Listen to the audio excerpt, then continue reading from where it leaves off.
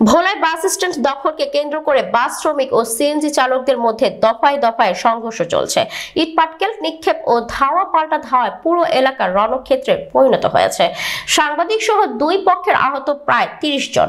মঙ্গলবার সন্ধ্যার পর থেকে রাত ৯:৩০ পর্যন্ত ভোলার বীরশ্রেষ্ঠ মোস্তফা কামাল বাস স্ট্যান্ডে এই ঘটনা ঘটে।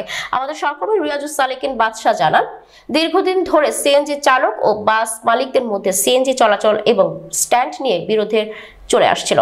মঙ্গলবার সন্ধ্যা থেকে উভয় গ্রুপের মধ্যে ধাওয়া পাল্টা ধাওয়া হয়, যা এক পর্যায়ে রক্তক্ষয়ী সংঘর্ষের রূপ নেয়। প্রথমে ইট পাটকেল নিক্ষেপ দিয়ে শুরু হলেও পরে অস্ত্রশস্ত্র নিয়ে সংঘর্ষে জড়িয়ে পড়ে বাস ও সিএনজি শ্রমিকরা। এই ঘটনায় 5টি সিএনজি ও 2টি বাস পুড়ে আগুন দেয় বিক্ষুব্ধ শ্রমিকরা। ভাঙচুর করা হয় বেশ কিছু বাস ও CNG. Fire service, police, coast guard, নৌবাহিনী সহ বিপুল সংখ্যক আইন শৃঙ্খলা বাহিনী উপস্থিত হয়ে পরিস্থিতি নিয়ন্ত্রণে আনেন। এই বিষয়ে বাস মালিক সমিতির সাধারণ সম্পাদক ফজলুর রহমান বাচ্চু মোল্লা জানান, পৌরসভার নির্দেশ অনুযায়ী সিএনজি মালিকদের আমরা স্ট্যান্ড থেকে সিএনজি সরিয়ে নিতে বলেছি। এই কারণে তারা উত্তেজিত হয়ে আমাদের বাসে আগুন ধরিয়ে দেয়। পরে উভয় গ্রুপের মধ্যে সংঘর্ষ হয়।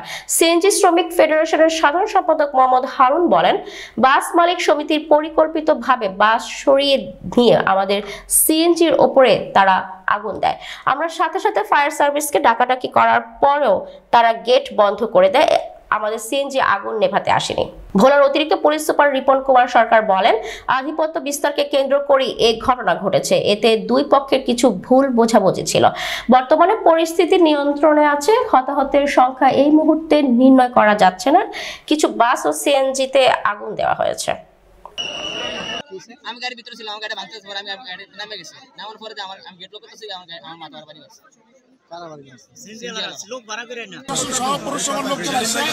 এই অভিযান পরিচালনা করছে।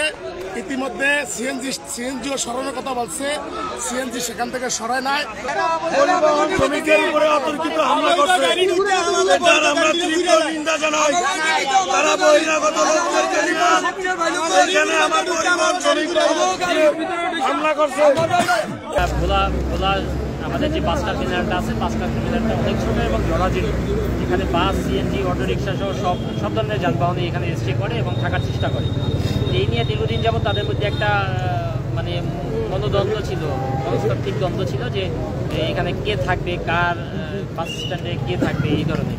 এরই প্রেক্ষাপটে আজকে কথা কাটাকাটির একটা পর্যায়ে ওনাদের ভুল বোঝাবুঝি থেকে একটা ধাওয়া পাল্টা দেওয়ার সৃষ্টি হয়। এতে উভয় পক্ষের, এক পক্ষে ছিল বাস শ্রমিকরা, আর এক পক্ষে ছিল সিএনজি অটোরিকশা শ্রমিকরা যারা ছিল। দুই পক্ষেরই দাবি শুনে আপাতত যেটা মনে হয় দুই পক্ষই ঠিক আছে, আবার এক পক্ষের কথা শুনলে মনে হয় যে আর এক পক্ষ মনে হয় গিল্টি। আসলে ব্যাপারটা তাদের ভুল বোঝাবুঝি থেকে সৃষ্টি হয়েছে এবং এখন পর্যন্ত যতটুকু জানতে পারছি এই ধাওয়া পাল্টা দেওয়ার প্রেক্ষাপটে তাদের কয়েকজন আহত হয়েছে। এর মধ্যে যারা কেউ সংক্ষিপ্ত বা বাইরে থেকে দুষ্কৃতকারীরা থাকতে পারে, তারা এদের মধ্যে কেউ বাসে আগুন দিয়েছে, কেউ সিএনজিতেও আগুন দিয়েছে। দুই পক্ষের মধ্যে হতাহতের ঘটনা হয়েছে। বাস শ্রমিক এবং সিএনজি শ্রমিক এদের মধ্যে ধাওয়া পাল্টা দেওয়া হয়েছে এবং অবস্থানকে কেন্দ্র করে আসলে এই ঘটনাটি ঘটেছে।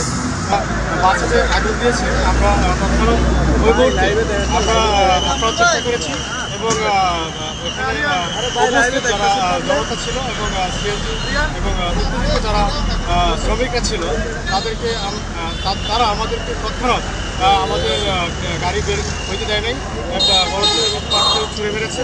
তো আমরা যখন আইন শৃঙ্খলা বাহিনী, কোস্ট গার্ডের টিম আসার পরে আমরা যথাসময়ে নিরাপত্তা নিয়ে আমরা যথাসময়ে আগুন নির্বাপন করার চেষ্টা করেছি। আমরা দেখেছি যে 2টা বাস এবং 5টা সিএনজি অলরেডি পুড়েছে।